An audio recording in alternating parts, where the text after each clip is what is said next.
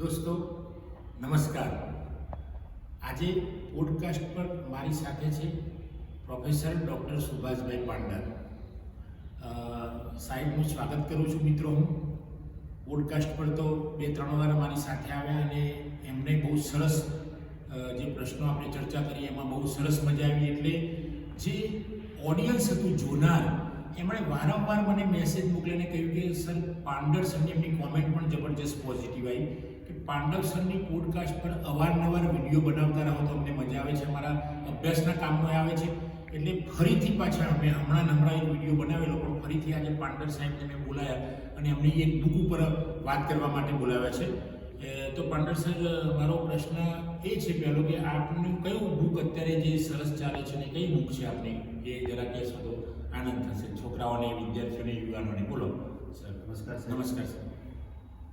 અત્યારે મારું ભારતનું બંધારણ અને સામાજિક કલ્યાણ એ પુસ્તક આવેલું છે અને આ પુસ્તક છે એ ખાસ કરીને સ્પર્ધાત્મક પરીક્ષા આપતા વિદ્યાર્થીઓને ઉપયોગી થયેલું છે અને સિલેબસમાં પણ ભારતનું બંધારણ એ પુસ્તકનો ઉપયોગ થાય છે.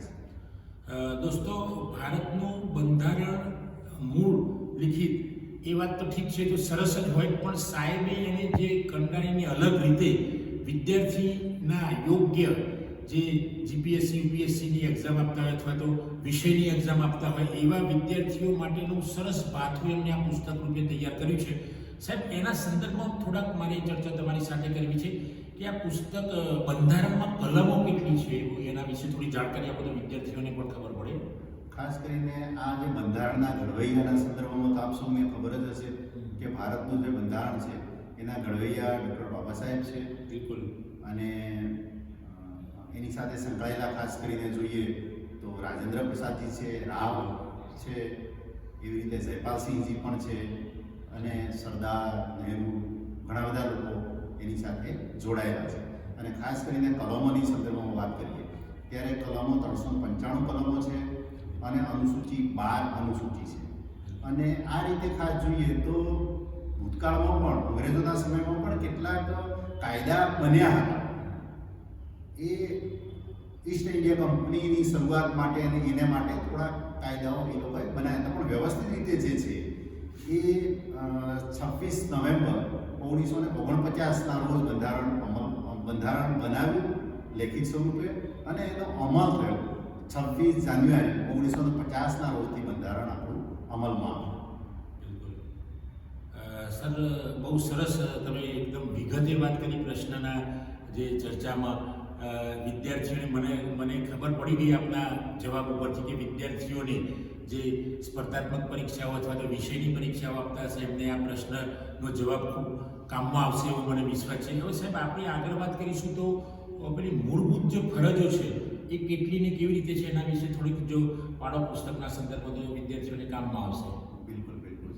ખાસ કરીને મૂળભૂત અધિકારોના સંદર્ભમાં વાત કરીએ, પછી ફરજોના સંદર્ભમાં પણ આપણે વાત કરશું. તો અધિકારોના સંદર્ભમાં ખાસ કરીને જોઈએ તો સમાનતાની વાત કરવામાં આવી છે, સ્વતંત્રતાની વાત કરવામાં આવી છે, શોષણ સામેના રક્ષણની વાત કરવામાં આવી છે, ધાર્મિક સ્વતંત્રતાની વાત કરવામાં આવી છે અને શોષણ સામે કે કોઈ પણ બાબત છે કાયદાકીય જોગવાઈ અંગે પણ એના માટે પણ એ કરવા માટેની વાત કરવામાં આવી છે કે એના સંદર્ભમાં પણ તમે કોર્ટમાં જઈ શકો, અપીલમાં જઈ શકો, તો એને સંદર્ભમાં વાત કરવામાં આવી છે. ભૂતકાળમાં જોઈએ તો પહેલાં મિલકતનો પણ અધિકાર હતો, પણ હવે મિલકતનો અધિકાર નથી. અને એ સિવાયની જે બાબતો છે, જેમ સમાનતાની વાત છે, માણસ ગૌરવપૂર્વકનું જીવન જીવી શકે, જીવો અને જીવવા દેવાની વાત છે. વર્તમાન સમયમાં આપણે જોઈએ છીએ કે માણસ જીવે ને જીવવા ન દે એવી સ્થિતિ છે, પણ બંધારણ રીતે આપણે જોઈએ તો જીવો અને જીવવા દેવાની વાત છે બંધારણ, આપણા બંધારણમાં ખાસ. એટલે ફરજો પણ સાથે એમાં તમે સમાવેશ કરી લીધો, ફરજોનો પણ. બરાબર. તમે જે અધિકારોની પણ વાત કરી, ફરજો પણ એ સાથે જ અંદર સમાવેશ આવી ગયો. ફરજોની વાત કરીએ તો ફરજોની સરસ વાત કરો. ખાસ કરીને આપણે ફરજોની વાત કરીએ તો આપણા જે પ્રતીકો છે, આપણો રાષ્ટ્રધ્વજ છે, તો રાષ્ટ્રધ્વજ જે છે તો એ રાષ્ટ્રધ્વજ પ્રત્યે અને આપણું જે ગીત છે એ બે પ્રત્યે સન્માનનો આપણને ભાવ હોવો જોઈએ. આપણો જે સાંસ્કૃતિક વારસો છે તો વારસાને પણ આપણે જાળવવાનો છે. અને જે લોકો આઝાદીમાં લડ્યા છે, જે મહાપુરુષો જે આઝાદીના સંદર્ભમાં લડ્યા છે, આપણે જોઈએ તો 1922નું જોઈએ, 1913માં જોઈએ, એ પહેલાં પણ ઘણા લોકોએ સ્વતંત્રતા સંગ્રામ થયા છે. ગાંધી બાપુ જોઈએ કે બિરસા જોઈએ કે એવા ઘણા લોકોએ સ્વતંત્રતા માટેના પ્રયાસો કર્યા છે. અને તો એવા લોકો પ્રત્યે પણ આપણે સન્માન જાળવીએ. પર્યાવરણના જતનની વાત છે, સાંસ્કૃતિક વારસાની વાત છે, અને શ્રેષ્ઠમાં શ્રેષ્ઠ આપણે કરી શકીએ. સૌથી શ્રેષ્ઠ કંઈ પણ વસ્તુ કરી શકીએ, દાખલા કે ટેકનોલોજીમાં હોય કે વિજ્ઞાન ક્ષેત્રે હોય કે કોઈ પણ ક્ષેત્રે, અને વૈજ્ઞાનિક દૃષ્ટિકોણ જળવાય, તો એ પણ એક બંધારણનો હેતુ છે. ભાઈ વૈજ્ઞાનિક રીતે દૃષ્ટિકોણ જળવાય. પર્યાવરણનો હેતુ એ બધી વસ્તુઓ તો ખરી જ, કારણ કે માણસને જીવવા માટે પણ હવા, પાણી અને ખોરાક ત્રણેય વસ્તુ શુદ્ધ મળવા જોઈએ. પણ અત્યારની પરિસ્થિતિ આપણે જોઈએ તો એ વિકટ પરિસ્થિતિ છે. વર્તમાન સમયમાં આપણે જોઈએ તો આપણી પાસે એટલું જંગલ નથી, આપણે પીવાલાયક પાણી એટલું પ્રમાણમાં નથી, ખોરાકના સંદર્ભમાં પણ આપણે જોઈએ તો ખોરાક પણ આપણે એવો લઈએ છીએ જેનાથી આપણે જુદા જુદા રોગો કે કેન્સર જેવા જે રાસાયણિક ખાતરવાળા ખોરાકનો આપણે ઉપયોગ કરીએ છીએ, તો એને કારણે આપણે જુદા જુદા રોગોની બધી વસ્તુઓ થાય છે. બિલકુલ બિલકુલ. બહુ સરસ સાહેબ, વિગતે આપને બહુ ગહનતાથી વાત કરી અને જોરદાર આપની વાત વિદ્યાર્થી યુવાનો સ્પર્ધાત્મક પરીક્ષા આપતા બધાને આ પુસ્તક તો કામમાં આવશે એનો કોઈ પ્રશ્ન જ નથી, પણ જે તમે વાત કરી એ પણ ગહનતાથી જે વાત કરી એ પણ વિદ્યાર્થી મિત્રોને ખૂબ કામમાં આવશે. સર, છેલ્લો એક પ્રશ્ન ખાલી વાત કરું તો આ પુસ્તકના સંદર્ભમાં કંઈ વિશેષ વાત કરવી હોય અથવા તો એની અંદર સમાયેલી માહિતીના સંદર્ભમાં કંઈ વાત કરવી હોય તો એ જરા કરી શકો છો આપ? બિલકુલ બિલકુલ સાહેબ. બંધારણના સંદર્ભમાં આપણે જોઈએ તો 3 પિલ્લર છે બંધારણના: ધારાતંત્ર, વહીવટીતંત્ર અને ન્યાયતંત્ર. ધારાતંત્રની વાત કરીએ છીએ ત્યારે ધારાતંત્ર એટલે કાયદો બનાવવાનું કામ. કાયદો બનાવવાનું કામ રાજ્યસભા કરે છે, લોકસભા, વિધાનસભા અને વિધાન પરિષદ હોય તો વિધાન પરિષદ, ત્યાં આગળ કાયદો બનાવવાનું કામ થાય છે ધારાતંત્ર. અને વહીવટીતંત્રમાં આપણે જોઈએ તો વહીવટીતંત્ર કાયદો જે બનાવ્યો છે એ કાયદાનું અમલીકરણ થાય છે.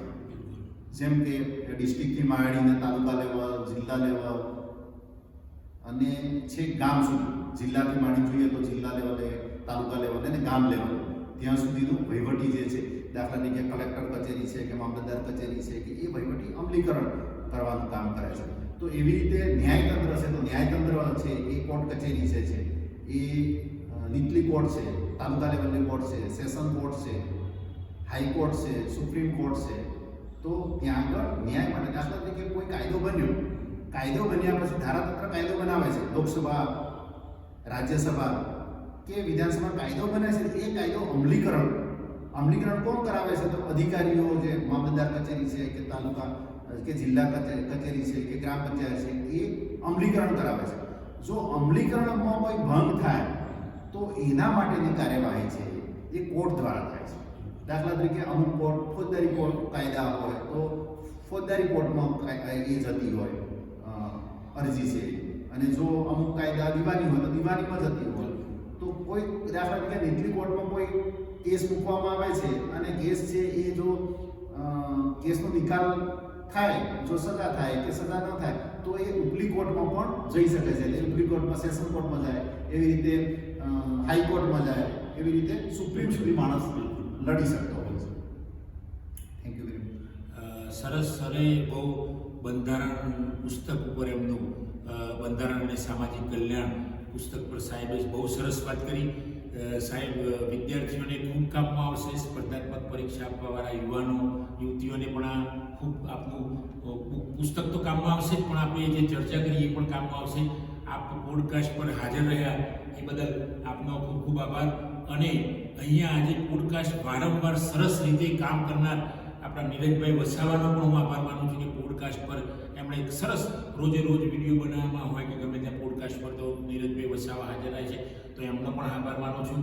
અને વિદ્યાર્થી મિત્રો, યુવાન મિત્રો, આ વિડીયો જોવાનું ભૂલતા નહીં. અને જો આપ મારો વિડીયો, અમારો સાહેબ બંનેનો વિડીયો આપ સૌને પસંદ આવ્યો હોય તો લાઈક કરો, શેર કરો, કોમેન્ટ કરો, અને જો મારી ચેનલ સબસ્ક્રાઈબ ન કરી હોય તો સબસ્ક્રાઈબ કરો. Thank you friends. જય હિન્દ, જય ભારત.